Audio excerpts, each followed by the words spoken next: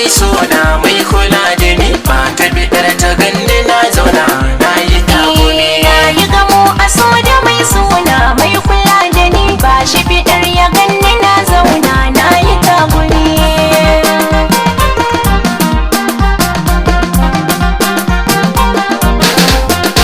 Kaunar ki a zuciyata ta zauna, kin sanya yare a lokacin kona, kin samu farin jini a dangina, ke ce kika zama ginshiki gona mai sani na